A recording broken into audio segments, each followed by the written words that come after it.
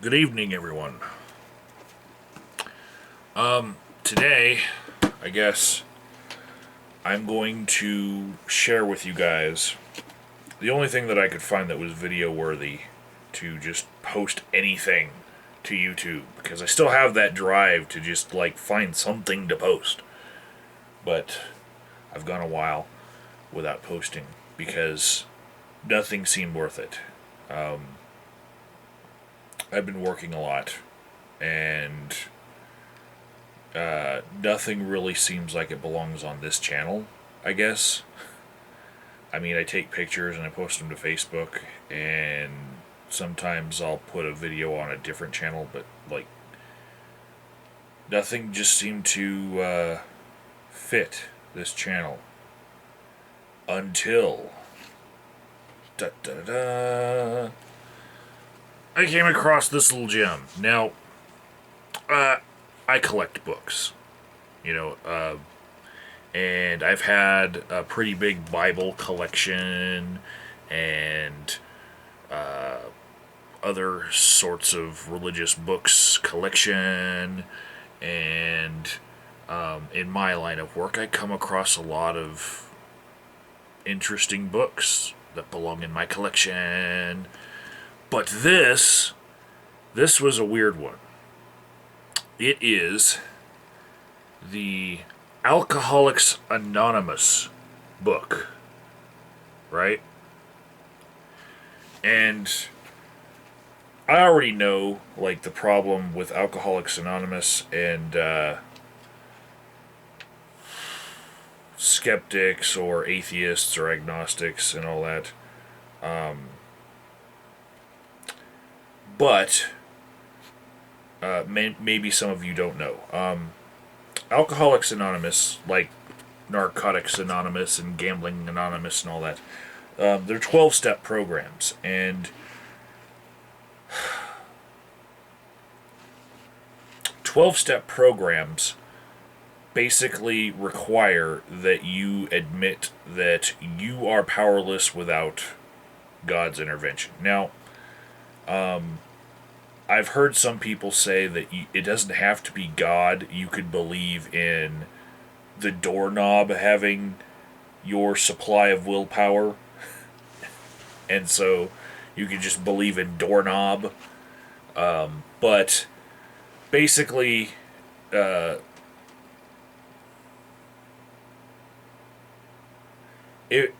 is a poor way of putting it, but all of these programs are a way of tricking yourself back into being healthy. Okay? Once you start short-circuiting towards pleasure getting without any sort of work for it, and you just keep on getting that reward, and you get addicted to it, no matter which addiction you have, basically anything that tries to bring you back to responsibility and controlling you getting that reward right away, anything that tries to get you back on track is basically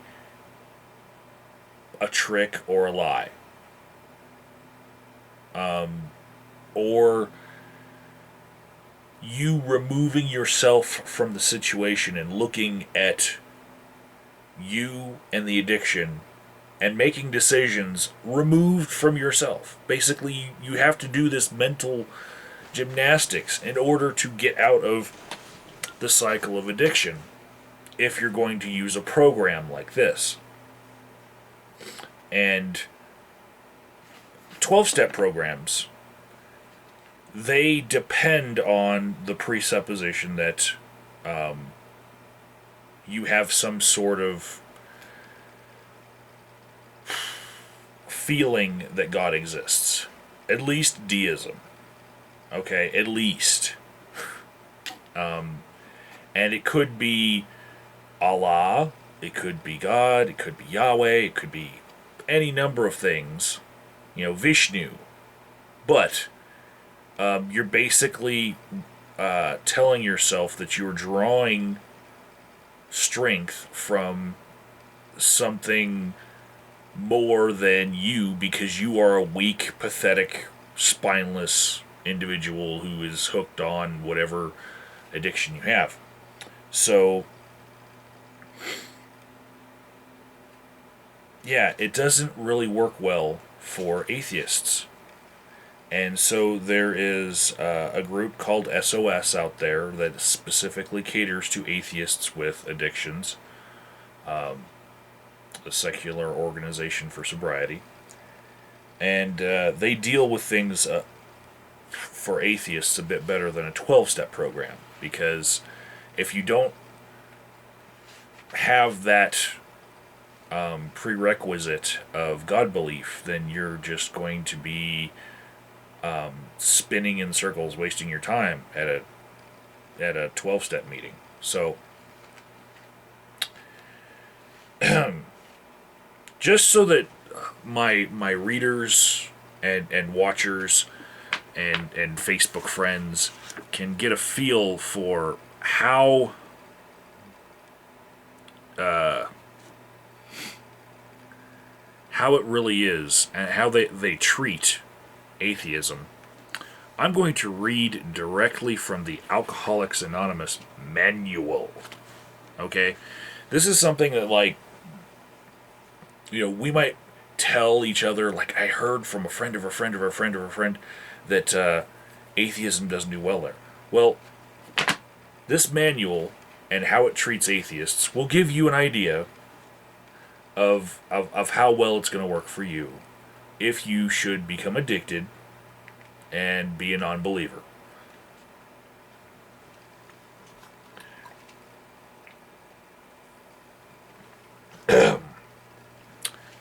Chapter 4. We Agnostics. In the preceding chapters, you have learned something of alcoholism. We hope we have made clear the distinction between the alcoholic and the non-alcoholic. If, when you honestly want to, you find you cannot quit entirely, or if when drinking you have little control over the amount you take, you are probably alcoholic. If that be the case, you may be suffering from an illness which only spiritual experience will conquer. To one who feels he is an atheist or agnostic, such an experience seems impossible. But to continue as he is means disaster, especially if he is an alcoholic of the hopeless variety. To be doomed to an alcoholic death or to live on a spiritual basis are not always easy alternatives to face. But it isn't so difficult. About half our original fellowship were exactly that type. At first, some of us tried to avoid the issue, hoping against hope we were not true alcoholics. But after a while, we had to face the fact that we must find a spiritual basis of life, or else. Perhaps it is going to be that way with you. But cheer up. Something like half of us thought we were atheists or agnostics. Our experience shows that you need not be disconcerted. If a mere code of morals or better philosophy of life were sufficient to overcome alcoholism, many of us would have recovered long ago. But we found that such codes and philosophies did not save us, no matter how much we tried. We could wish to be moral. We could wish to be philosophically comforted. In fact, we could will these things with all our might, but the needed power wasn't there. Our human resources, as marshaled by the will, were not sufficient. They failed us utterly. Lack of power, that was our dilemma. We had to find a power by which we could live, and it had to be a power greater than ourselves. Obviously, But where and how were we to find this power? Well, that's exactly what this book is about. Its main object is to enable you to find a power greater than yourself, which will solve your problem. That means we have written a book which we believe to be spiritual as well as moral. And it means, of course, that we are going to talk about God. Here, difficulty arises with agnostics.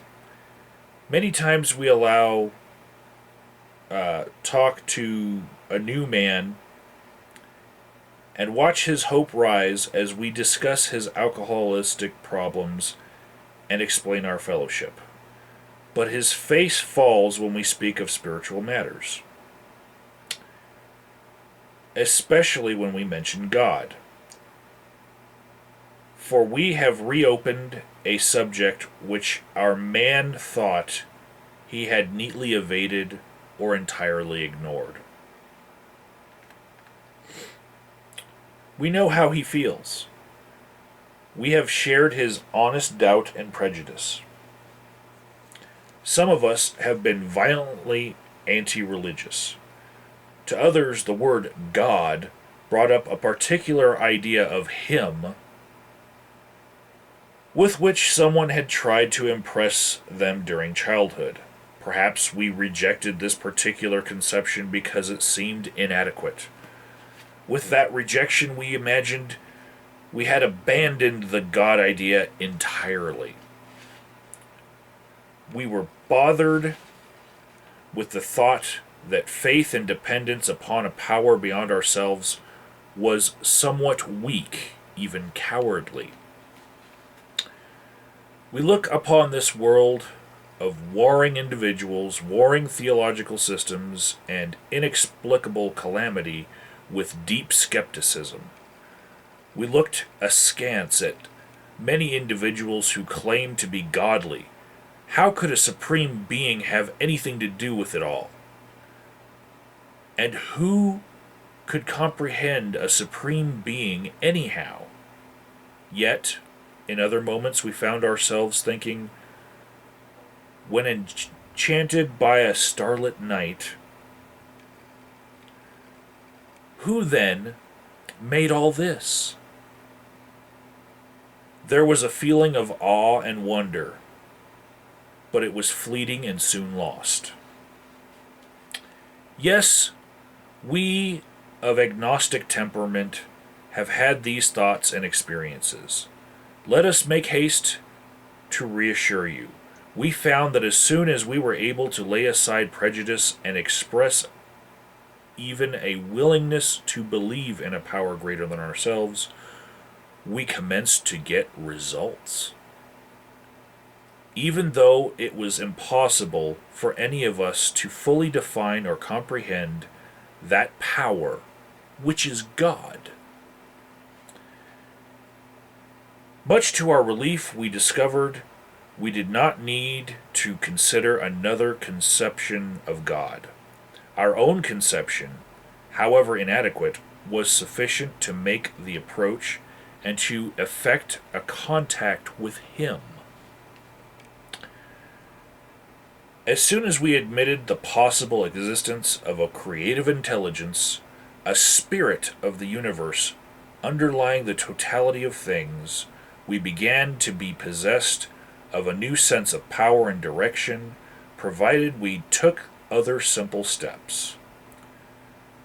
We found that God does not make too hard terms with those who seek Him.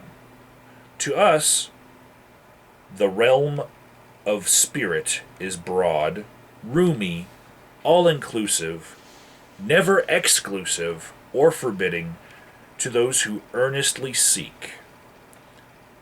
It is open, we believe, to all men. When, therefore, we speak to you of God, we mean your own conception of God. This applies, too, to other spiritual expressions which you find in this book.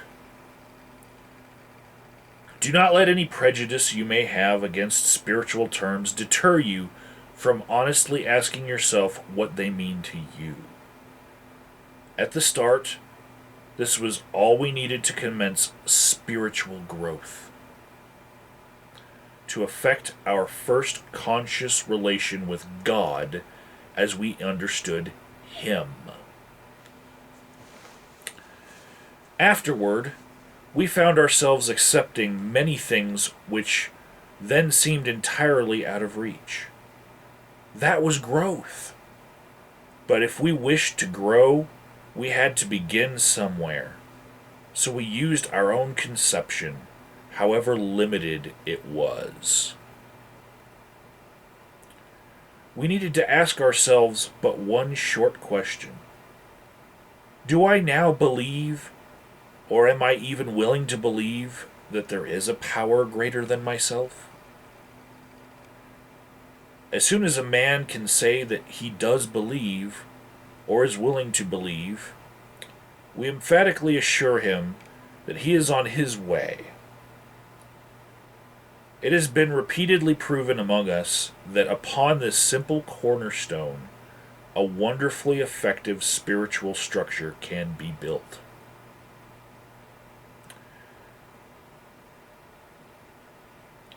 That was great news to us, for we had assumed that we could not make use of spiritual principles unless we accepted many things on faith which seemed difficult to believe.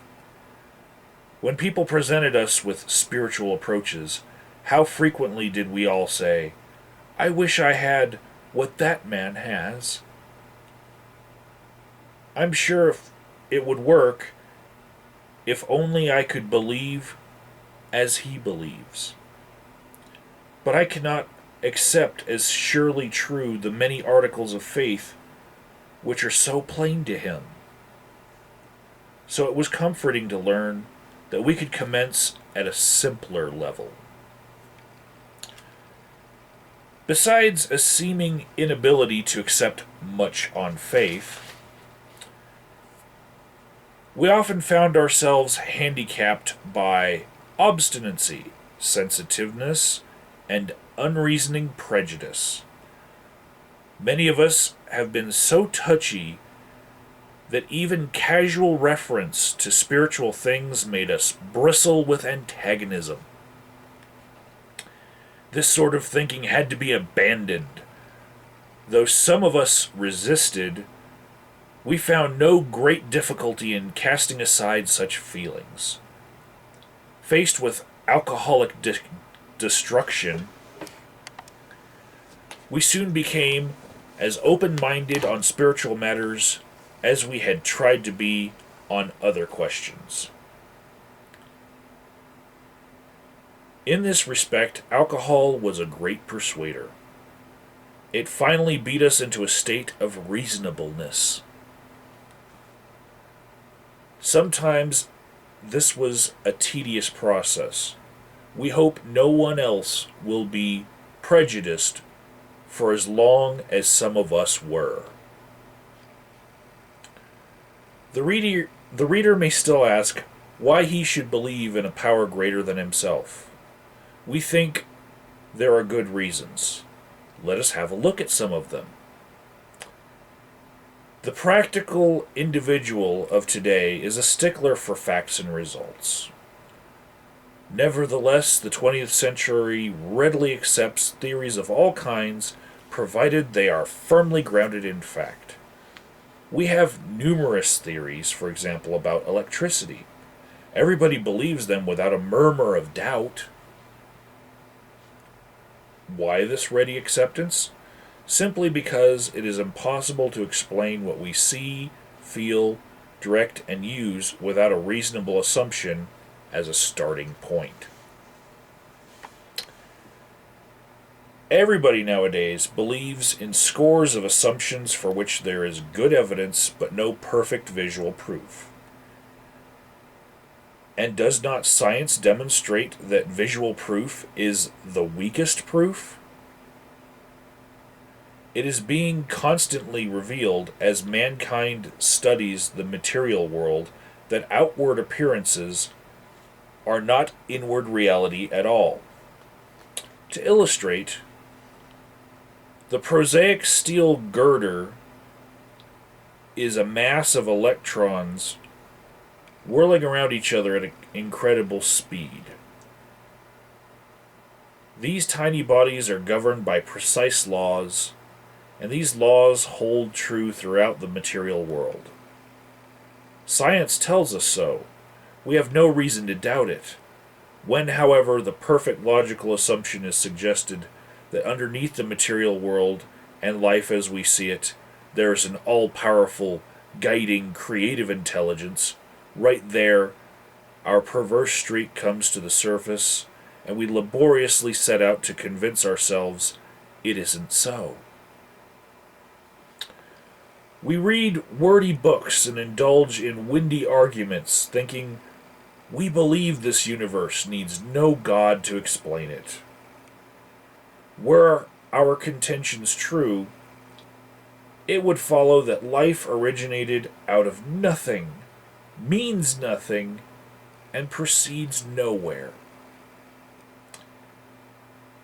Instead of regarding ourselves as intelligent agents, spearheads of God's ever-advancing creation, we agnostics and atheists choose to believe that our human intelligence was the last word, the Alpha and the Omega, the beginning and end of it all.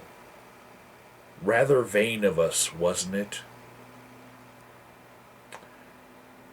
We who have traveled this dubious path beg you to lay aside prejudice, even against organized religion. We have learned that whatever the human frailties of various faiths may be, those faiths have given purpose and direction to millions. People of faith have a logical idea of what life is all about. Actually, we used to have no reasonable conception whatsoever. We used to amuse ourselves by cynically dissecting spiritual beliefs and practices when we might have observed that many spiritually minded persons of all races, colors, and creeds were demonstrating a degree of stability, happiness, and usefulness which we should have sought ourselves.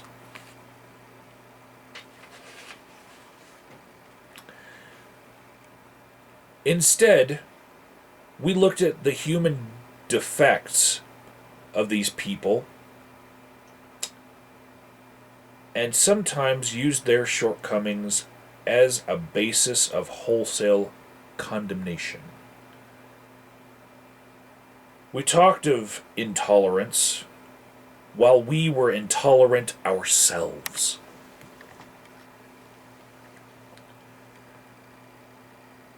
We missed the reality and the beauty of the forest because we were diverted by the ugliness of some of the trees. We never gave the spiritual side of life a fair hearing.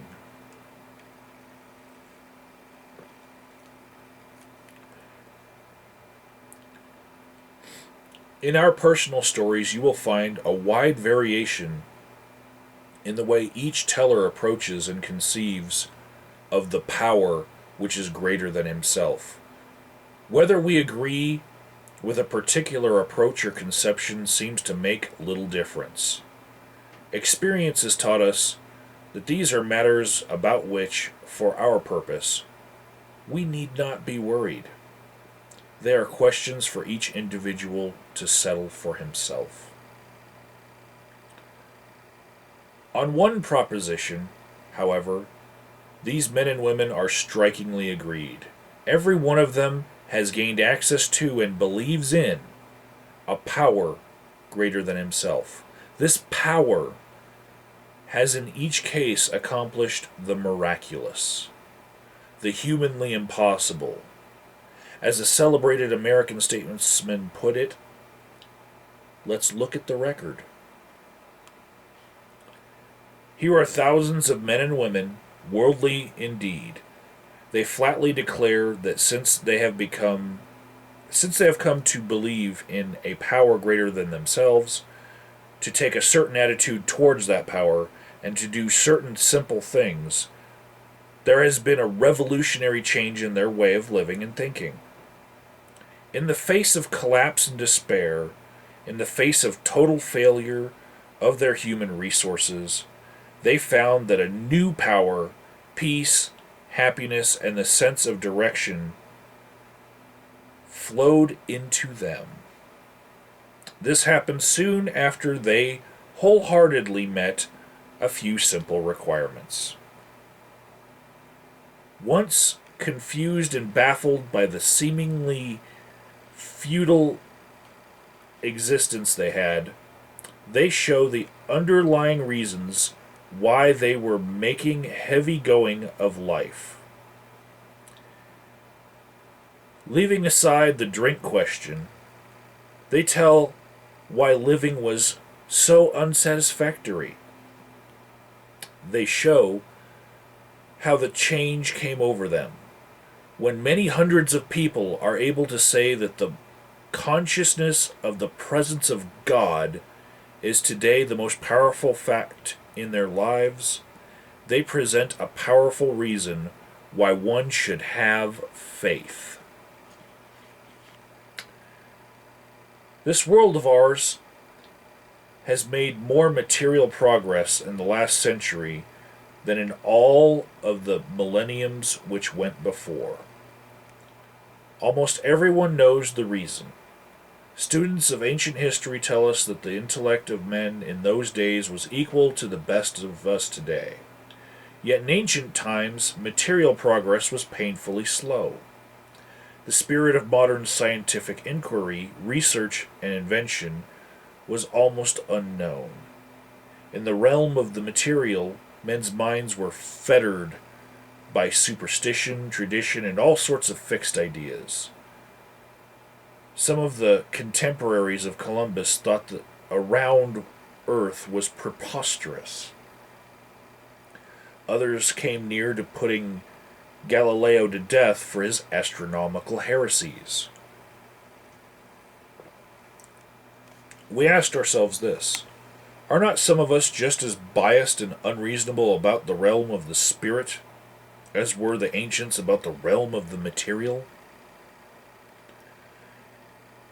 Even in the present century, American newspapers were afraid to print an account of the Wright brothers' first successful flight at Kitty Hawk. Had not all our efforts of flight failed before? Did not Professor Langley's flying machine go to the bottom of the Potomac River? Was it not true that the best mathematical minds had proved man could never fly? Had not people said God had reserved this privilege to the birds? Only 30 years later, the conquest of the air was almost an old story, and airplane travel was in full swing. But in most fields, our generation has witnessed complete liberation of our thinking. Show any longshoreman a Sunday supplement describing a proposal to explore the moon by means of a rocket, and he will say, I bet they do it. Maybe not so long either. Is not our age characterized by the ease with which we discard old ideas for new? By the complete readiness with which we throw away the theory or gadget which does not work for something new which does? We had to ask ourselves why we shouldn't apply to our human problems this same readiness to change our point of view. We were having trouble with personal relationships. We couldn't control our emotional natures. We were a prey to misery and depression. We couldn't make a living. We had a feeling of uselessness. We were full of fear. We were unhappy. We couldn't seem to be of real help to other people was not a basic solution to these bedevilments more important than whether we should see newsreels of lunar flight? Of course it was. When we saw others solve their problems by a simple reliance upon the spirit of the universe, we had to stop doubting the power of God. Our ideas did not work, but the God idea did. The Wright brothers' almost childish faith that they could build a machine which would fly was the mainspring of their accomplishment. Without that, nothing could have happened. We agnostics and atheists were sticking to the idea that self-sufficiency would solve our problems, when others showed us that God's sufficiency worked with them. We began to feel like those who had insisted the Wrights would never fly. Logic is great stuff. We liked it. We still like it. It is not by chance we were given the power to reason, to examine the evidence of our senses, and to draw conclusions. That is one of man's magnificent attributes. We agnostically inclined would not feel satisfied with a proposal which does not lend itself to reasonable approach and interpretation. Hence we are at pains to tell why we think our present faith is reasonable, why we think it is more sane and logical to believe than not to believe, why we say our former thinking was soft and mushy when we threw up our hands in doubt and said, we don't know. When we became alcoholics, crushed by a self-imposed crisis we could not postpone or evade, we had to fearlessly face the proposition that either God is everything or else he is nothing. God either is or he isn't. What was our choice to be? Arrived at this point, we were squarely confronted with the question of faith. We couldn't duck the issue. Some of us had already walked far over the bridge of reason toward the desired shore of faith. The outlines and the promise of the new land had brought luster to tired eyes and fresh courage to flagging spirits. Friendly hands had stretched out in welcome. We were grateful that reason had brought us so far, but somehow we couldn't quite step ashore. Perhaps we had been leaning too heavily on reason that last mile, and we did not like to lose our support.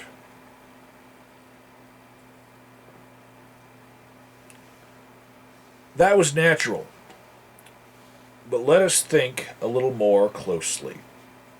Without knowing it, we had not been brought to where we stood, or had we not been brought to where we stood by a certain kind of faith. For did we not believe in our own reasoning? Did we not have confidence in our ability to think? What was that but a sort of faith? Yes, we had been faithful, abjectly faithful to the God of reason.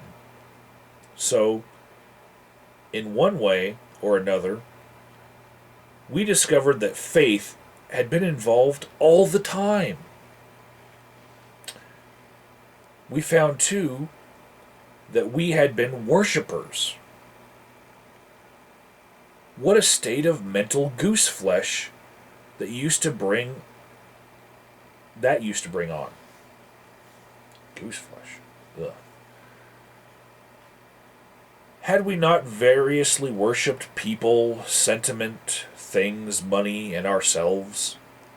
And then, with a better motive, had we not worshipfully beheld the sunset, the sea, or the flower? Who of us had not loved something or somebody? How much did these feelings, these loves, these worships have to do with pure reason? Little or nothing, we saw at last.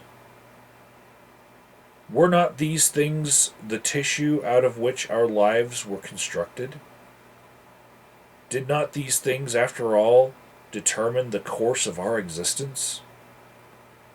It was impossible to say we had no capacity for faith or love or worship. In one form or another, we had been living by faith and little else. Wow. Imagine life without faith.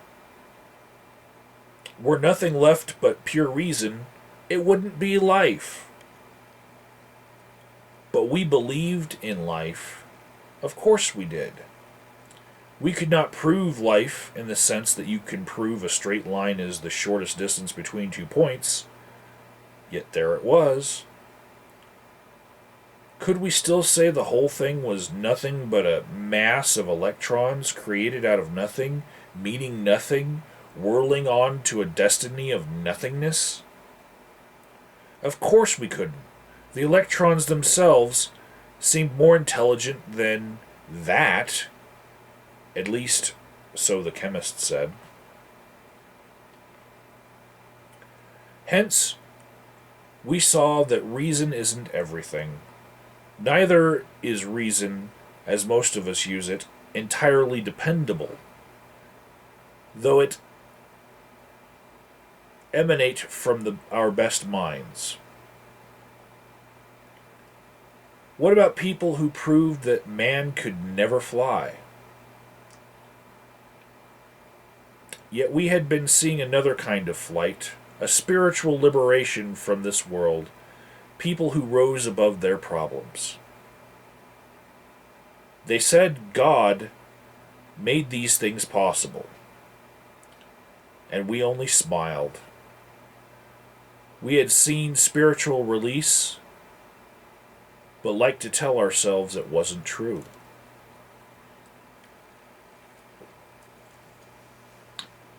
Actually, we were fooling ourselves, for deep down in every man, woman, and child is the fundamental idea of God.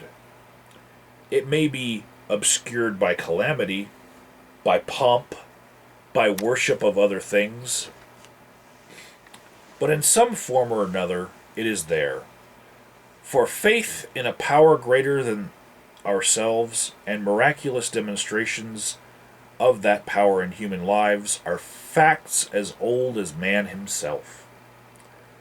We finally saw that faith in some kind of God was a part of our makeup, just as much as the feeling we have for a friend. Sometimes we had to search fearlessly, but he was there. He was as much a fact as we were. We found the great reality deep down within us. In the last analysis, it is only there that he may be found. It was so with us. We can only clear the ground a bit. If our testimony helps sweep away prejudice, enables you to think honestly, encourages you to search diligently within yourself, then, if you wish, you can join us on the broad highway. With this attitude, you cannot fail. The consciousness of your belief is sure to come to you. In this book, you will read the experience of a man who thought he was an atheist. His story is so interesting that some of it should be told now. His change of heart was dramatic, convincing, and moving. Our friend was a minister's son. He attended church school where he became rebellious at what he thought was an overdose of religious education.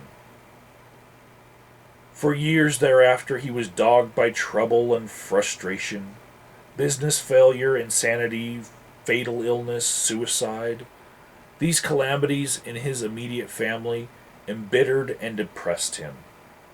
Post war disillusionment, ever more serious alcoholism, impending mental and physical collapse brought him to the point of self destruction. One night, when confined in a hospital, he was approached by an alcoholic who had known a spiritual experience. Our friend's gorge rose as he bitterly cried out, "If there is a God, he certainly hasn't done anything for me." But later, alone in his room, he asked himself this question: is it possible that all the religious people I have known are wrong? While pondering the answer, he felt as though he had lived in hell. Then, like a thunderbolt, a great thought came. It crowded out all else. Who are you to say there is no God? This man recounts that he tumbled out of bed to his knees. In a few seconds, he was overwhelmed by a conviction of the presence of God. It poured over and through him with the certainty and majesty of a great tide at flood. The barriers he had built through the years were swept away. He stood in the presence of infinite power and love. He had stepped from bridge to shore. For the first time, he lived in conscious companionship with his Creator. Thus was our friend's cornerstone fixed in place. No later vicissitude had shaken it. His alcoholistic problem was taken away. That very night, years ago, it disappeared. Save for a few brief moments of temptation, the thought of drink has never returned. And at such times of a great revulsion has risen up in him. Seemingly, he could not drink even if he would. God had restored his sanity.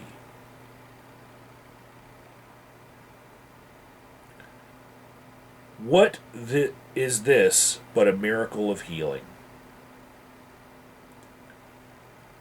Yet its elements are simple. Circumstances made him willing to believe. He humbly offered himself to his Maker. Then he knew. Even so has God restored all to our right minds. To this man, the revelation was sudden. Some of us grow into it more slowly. But he has come to all who have honestly sought him. When we drew near him, he disclosed himself to us.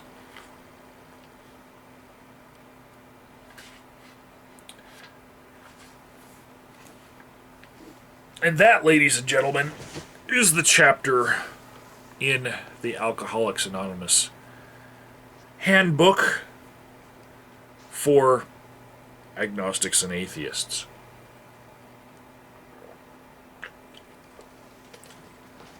Now, as I read that, I'm pretty sure that many of you already recognized from your time here on YouTube some of the horrible apologetics being employed there. The first very insulting thing is that, oh, you're not an atheist, you just think you are.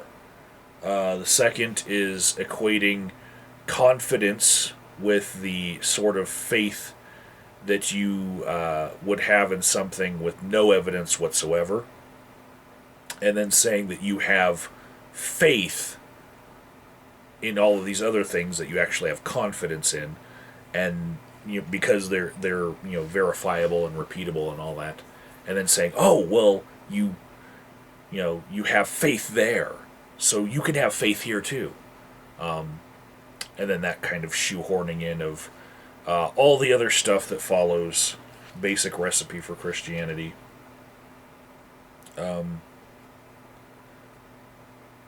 Yeah, and as far as attracting more flies with honey, there's not much honey in here when it comes to how they look at their time supposedly as atheists. I think every atheist is tired of hearing people say, "Oh, I used to be an atheist." No, it's just an apologist's tactic. You know, if you are a theist now, and you quote unquote used to be an atheist, then apparently your reasons for being an atheist were not that well thought out. There is a such thing as an atheist who just hasn't been presented with any religion that he likes yet. But as far as us that have done some self-reflection and come to our conclusions based on some sort of critical thinking methodology, to say that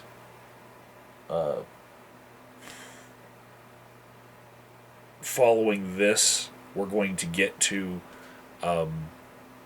believing in your God and at some higher power is laughable. Seriously, laughable.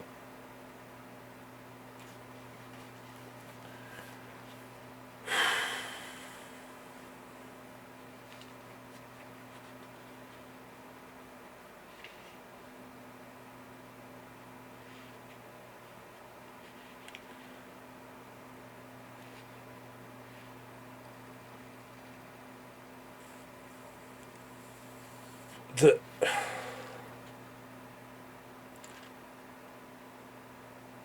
the blackmail, the mental blackmail of saying that you can stop being miserable, stop having depression, you can start making a living, you can start being useful and not have fear and be happy. I'm just paraphrasing here. All of that, if you just start believing in God, that's the problem. So all those other problems that you have, they can be solved if you just start thinking like us.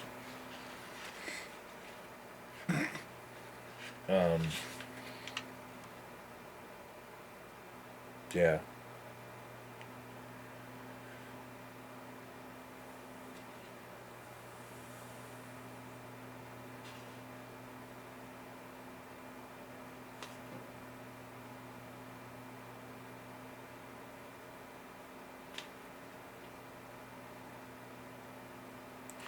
So,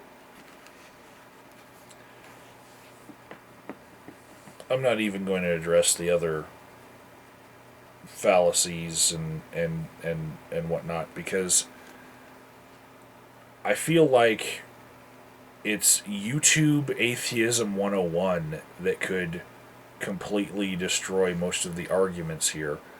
And what good does that do? Basically, it makes the cure to alcoholism that this purports to be even further from being accessible, because people who watch 2 or 3 YouTube atheist videos have more critical thinking skills than the atheists that this was directed towards. This was written for when atheists didn't talk to each other, weren't networked. you know, didn't share all of the fallacies and mind tricks that are used to bludgeon atheists over the head, you know. This is written for people who don't even know what apologetics is, right? So basically, it's written for those who were easier to tend back into the flock. You know,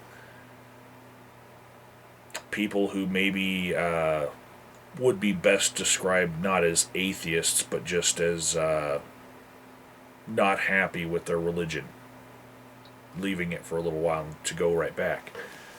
But now I feel like there's a growing tide of people who just understand mind games and the awakening that the internet is feeding. It's pretty revolutionary in that when I grew up, there were congressional hearings about censoring words like hell, devil, Satan, you know, because those mere words, would corrupt the youth of America and invite demons into their ears, you know. That shit was taken seriously, you know. People thought that there were roving bands of satanic cults that were committing ritual sacrifice all over the country, and that we had to be on guard for that. Those of you who don't realize, you know, if you're 15, 20 years younger than me, you don't realize how